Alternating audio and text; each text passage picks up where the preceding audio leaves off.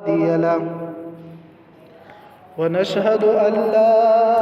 إله إلا الله وحده لا شريك له ونشهد أن سيدنا ومولانا محمدا عبده ورسوله. أما بعد فأعوذ بالله من الشيطان الرجيم. بسم الله الرحمن الرحيم. يا أيها المدثر قم فأنذر وربك فكبر وثيابك فطهر والرجز فاهجر ولا تمنن تستكثر ولربك فاصبر. صدق الله العظيم وبلغنا رسوله النبي الكريم ونحن على ذلك لمن الشاهدين والشاكرين والحمد لله رب العالمين. درود شریف وایي. صلی علی محمد وعلى آل محمد. اللهم بارك وسلم. ډېر زیات معزز او محترم مسلمانانو، موږ د نبی کریم صلی الله علیه وسلم د سیرت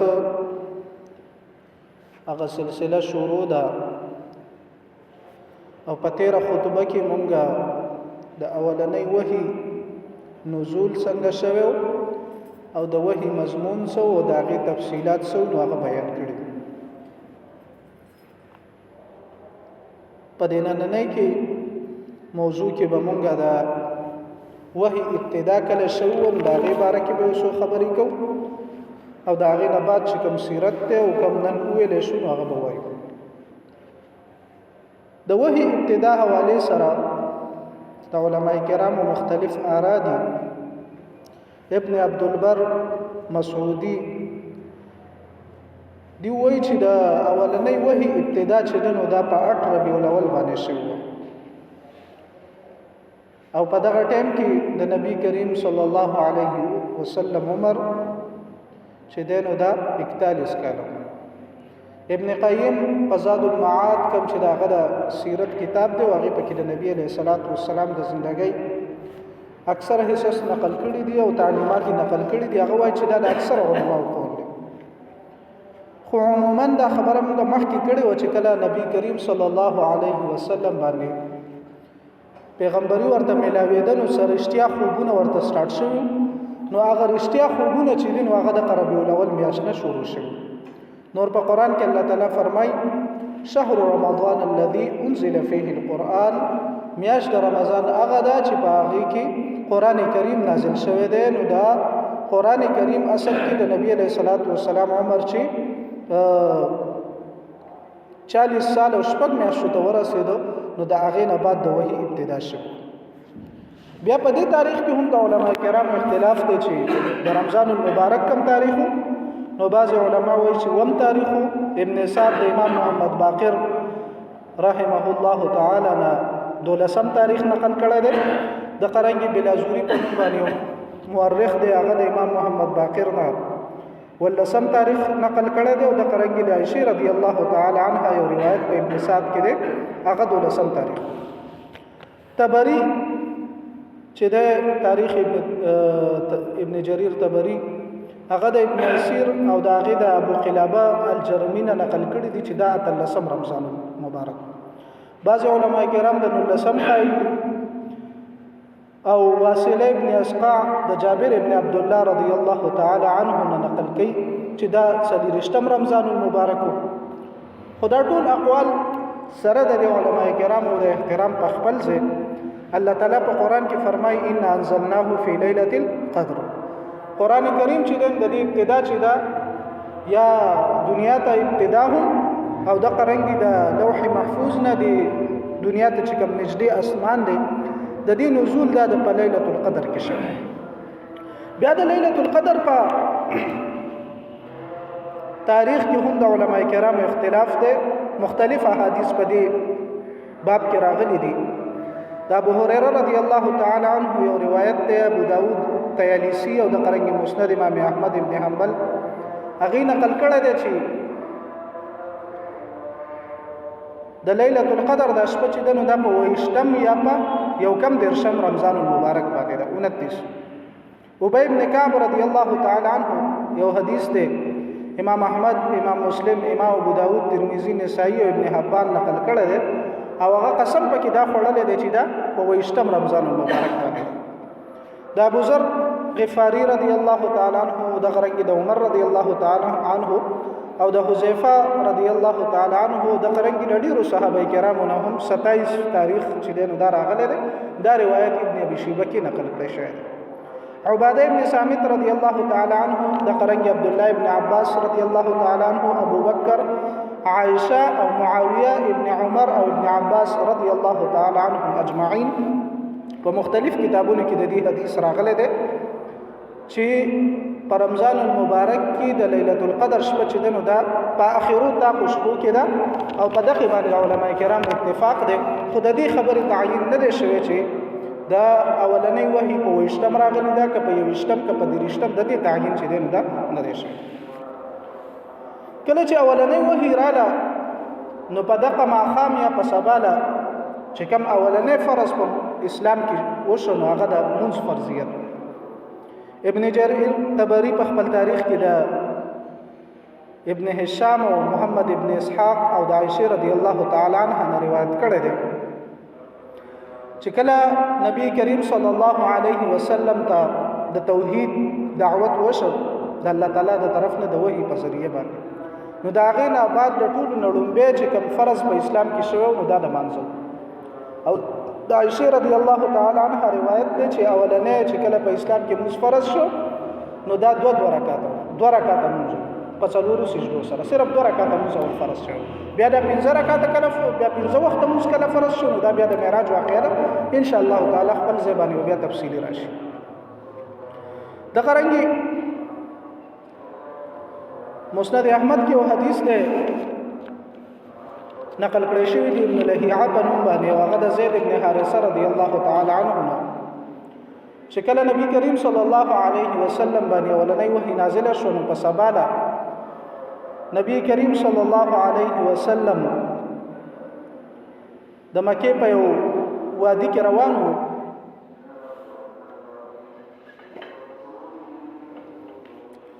جبرئیل علیه السلام ورته راغی او نبی علیہ الصلوۃ والسلام باندې سلام وکړ بیا ورته ویل چې الله تعالی هم پتا سلام وایي او بیا نبی علیہ الصلوۃ والسلام سره روانو یو ځکه خپل واله واغینه وبره جاری شو قزینه جبرئیل علیہ الصلوۃ والسلام په خپل هم او د سوکه نبی علیہ الصلوۃ والسلام ته طریقه دا او د سومو خودله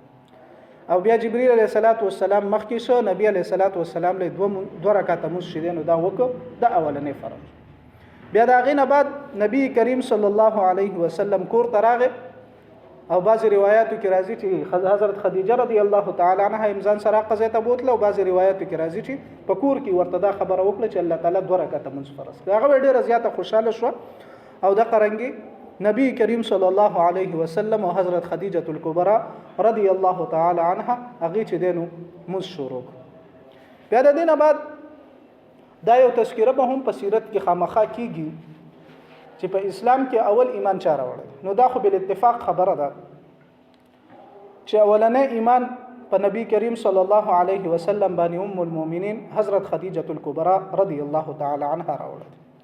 خو بیا په دې امت کې دوه ډلې پیدا شو شیعه او سنی په نوم باندې نو د یوې کوشش دا و چې د حضرت ابوبکر صدیق رضی الله تعالی عنہ فضیلت ثابت کړي او د بل ډلې کوشش دا ده چې د حضرت علی رضی الله تعالی عنہ چې دنو داغه فضیلت ثابت کړي یو ډله یو خبره کوي چې حضرت علی رضی الله تعالی عنہ ول ایمان راوړل دی او بل ډله وایي چې حضرت ابوبکر صدیق رضی الله تعالی عنہ ایمان راوړل دی نو هغه روایت لک ذکر کوو د حضرت علی رضی الله تعالی عنہ متعلق چې کوم روایت دي نو دا ابن کثیر په البدایه او النهایه کې د ابن اسحاق نه روایت کړی چې نبی کریم صلی الله علیه وسلم کله د موس فرض شو نو پکور کې حضرت دا خبره موږ مخکې ذکر کړې و چې د حضرت علی رضی الله تعالی عنه کفالت چا په ذمہ غستو نبی کریم صلی الله علیه وسلم او دای کله غستو کله چې د خدیجه الکبرى رضی الله تعالی عنها سره د نبی علیہ السلام واده وشو او الله تعالی نبی علیہ الصلوۃ والسلام له مال اضافه وکړه او الله تعالی نبی علیہ الصلوۃ والسلام مالدار نو دا هغه وخت نه حضرت علی کرم الله وجهه چې د دې عمر لس کالو نبی علیہ الصلوۃ والسلام او حضرت خدیجه الکبرى په منځ باندې ولیدل تاسو ته وکړه تاسو داسې چلګوي نبی علیہ الصلوۃ والسلام ورته فرمایل و د دې لات منات او عزا د دینه براءت وکا او زد الله تعالی نبی لا اله الا الله وای او موږ سره شامل شي علی رضی الله تعالی عنہ ورته ویل دا خو ډیر لوی کار دی زره پلار د تپوس چې مینه کړه نو هغه پوری ز ایمان نه راوړم او بیا شپه ودان مسخوتن ټیمو نبی علیہ الصلوۃ والسلام ورته فرمایل شي زه خیر د ایمان نه راوړي خو خاموش کینې چې څوک درنه خبر نشي دا غ ابتدایي درې کال و چې نبی علیہ الصلوۃ والسلام ته د خفیه دعوت شیدنه نو داغي حکم سار چې شونو حضرت علی رضی الله تعالی عنہ په ځړه کې الله تعالی اسلام رڼا واچوله علی رضی الله تعالی عنہ سار چې څنګه شو نبی علیہ الصلوۃ والسلام ته ماته بیګا سویلو ولا اله الا الله وای او د دې بوتانو نه برات وکم بیزاری ته اختیار هغه ټیم کې حضرت علی رضی الله تعالی عنہ چې دینو ایمان قبول کړ بل یو روایت ده امام احمد ابن جریر ابن عبد البر دیو د عفیف کندی رضی الله تعالی عنہ نقل کړی دی دا عفیف کندی چې دینو دا د عباس ابن عبد المطلب د نبی علیہ الصلوۃ والسلام ترچو رضی الله تعالی عنہ دا هغه د جاهلیت د وخت ملګری او هغه خپل واقع بیانې چې دا عباس ابن عبد المطلب سے براتلو یمن ته او د قرنګ ما په اتر چې دینو دا بخرسول یو ځل د حج موسمو وزرا لم مکه ته ما وکتل ندری کسانو منس کاو یو نبی کریم صلی الله علیه وسلم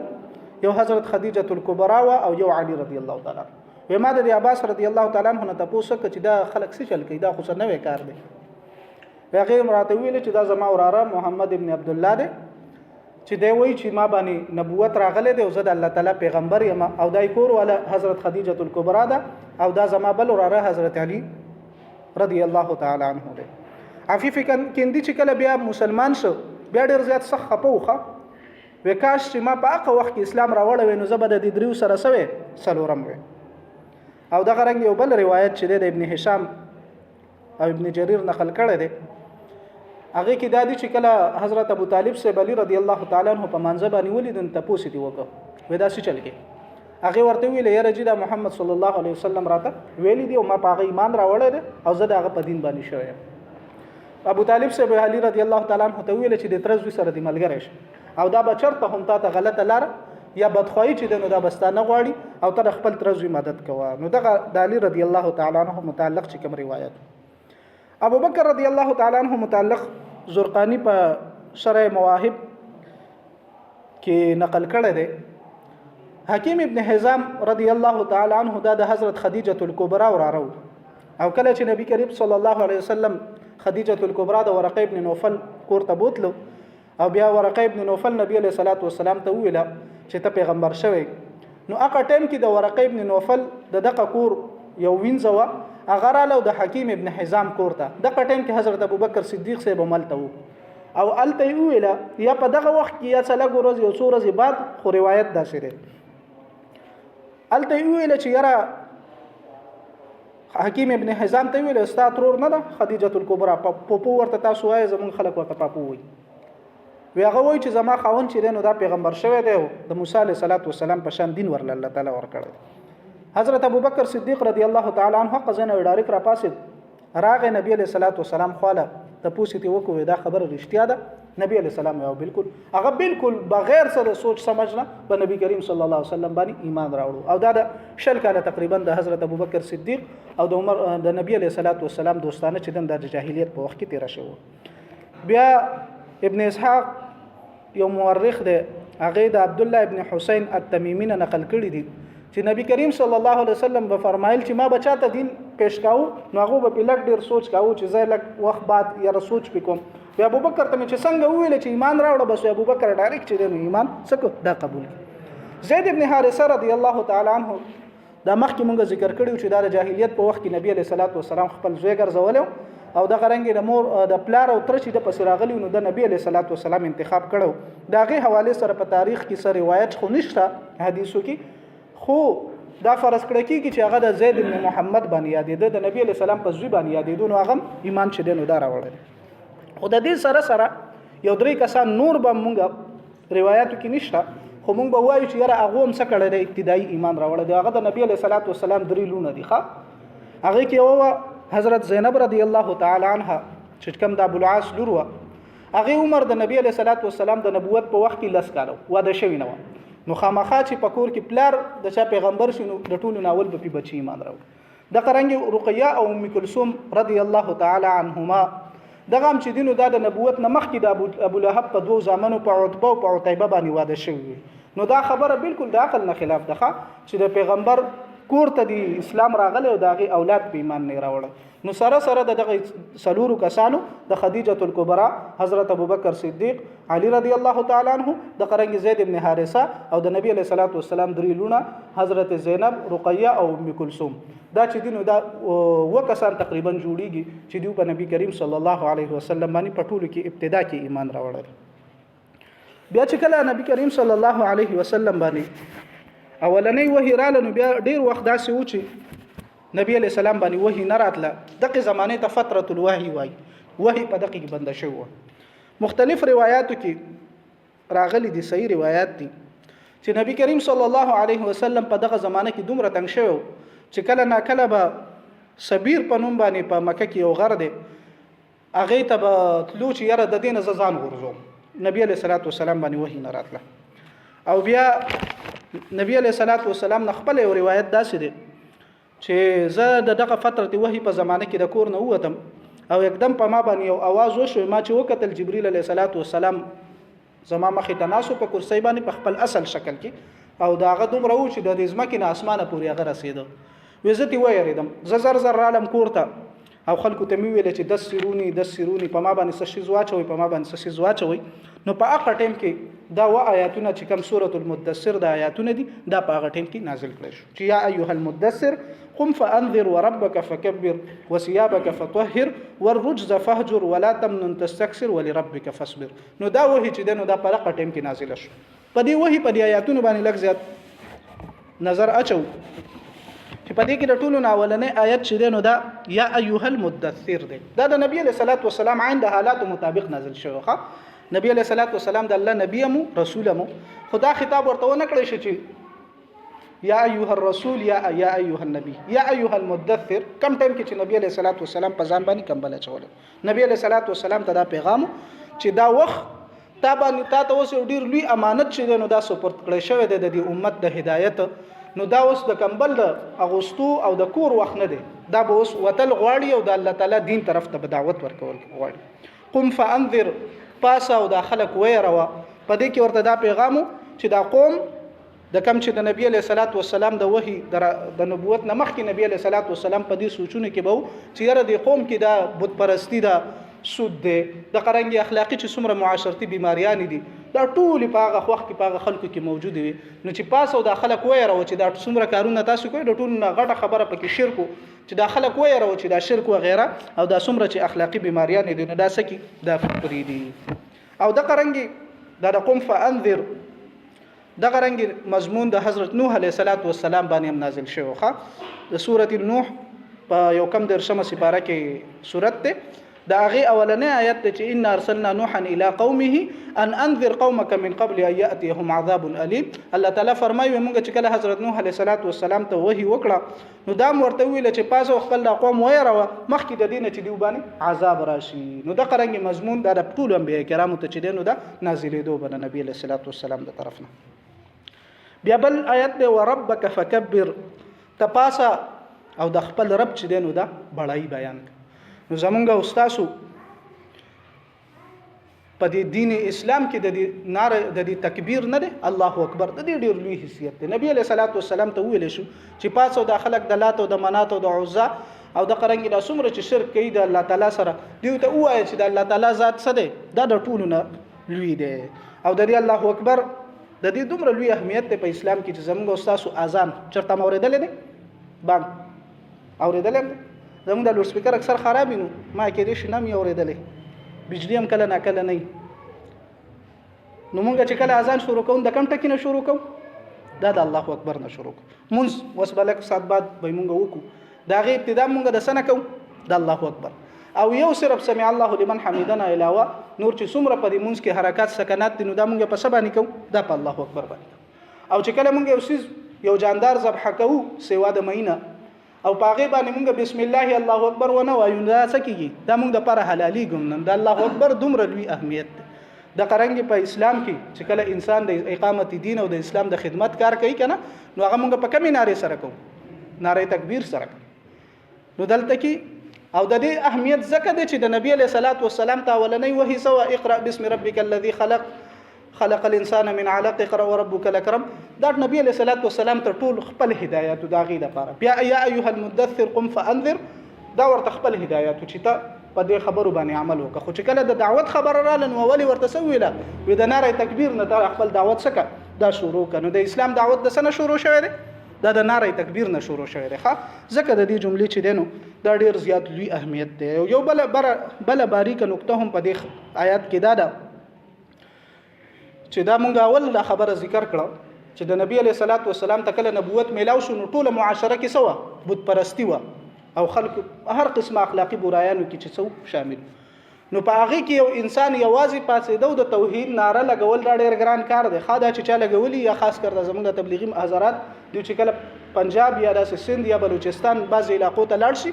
اول ته خلکو ته دعوت ورکوي نو ولته بیا پته لګي یا داسې جهاد چې کوم خلکو کړی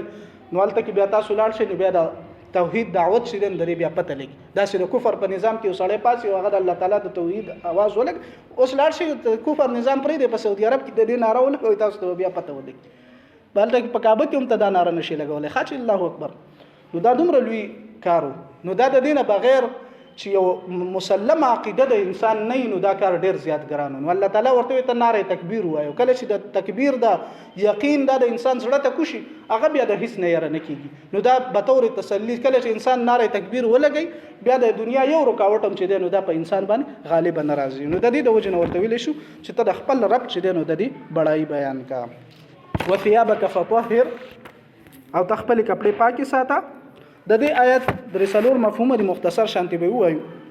اولنې خدا دې چې ظاهري تور باندې تخپل کپڑے سکه پاکي ساته دا د عبادت او د الله تعالی د دین لپاره انتهایی ضروری خبره ده او دا چې د عرب د څنګه معاشره او د جاهلیت او د اوس چې د څومره غیر اسلامی تاسو ورته مهذب قومونه وای د دیو کې د صفایي او د سترای هیڅ چې د نو هغه دغه تصور نشته دی حرام خوري هر څه دغه ګندګي کارونه کوي نو هغه معاشره ته دا ویل پکارو چې تاسو سکه خپل کپڑے چې دی لباس پاک ساتي یو دویم مفهوم دا دی چې د دین مخکې د نبی علیہ الصلوۃ والسلام نه مخکې د چا شریعت اسلام خو شریعت د چاو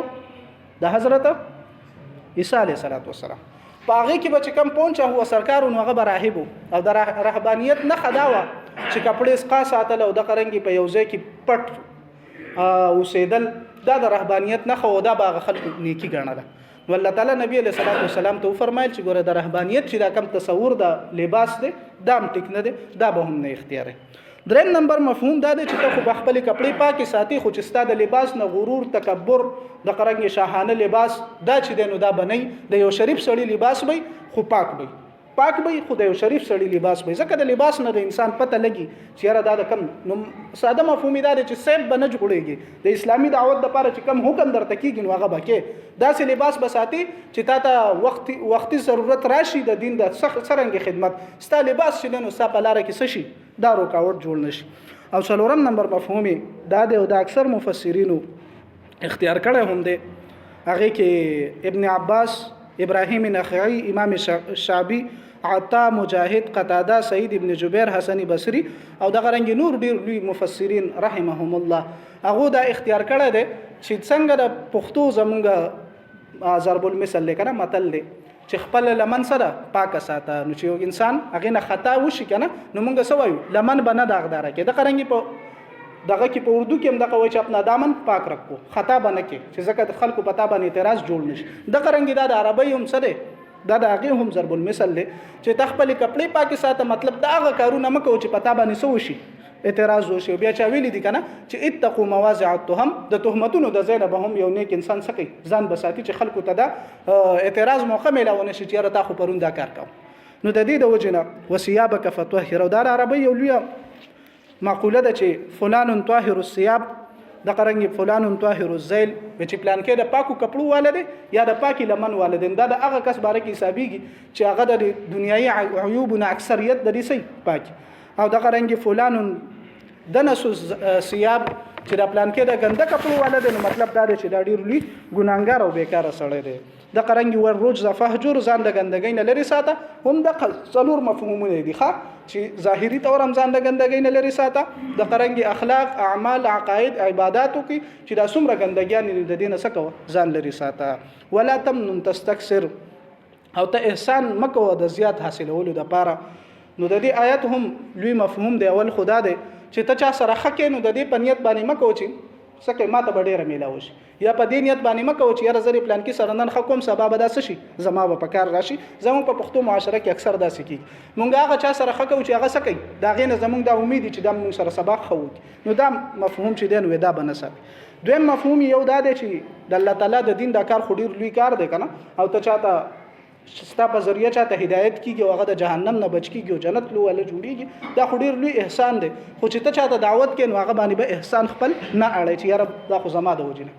دریم مفهوم دا دی چې د الله تعالی د دین دعوت کار او د نبوت کار اگر چې ډیر لوی کار دی خو ته په الله تعالی باندې احسان نه ساتيخه لکه څنګه چې په شکوه کې علامه اقبال هغه اول ابتداء بیا جواب شکوې د خپل اعتراضاتو د ختمولو لپاره لیکلی و خو چې کله په شکو باندې چې د څومره اعتراضات د په دی وجبانی چې هغه کې د انسانیت د طرف نه په الله تعالی باندې ټول سو احسانات جتاو شو بیا هغه جواب شکو لیکله هغه سره بیا د علماء کرامو د وخت چې دین هغه ذهنونه صفا شو خو ابتداء په هغه باندې لوی اعتراضات شو نو په هغه کې اکثر د خبرې شوې دي. ولربک فاصبر او دا اخره آیاتو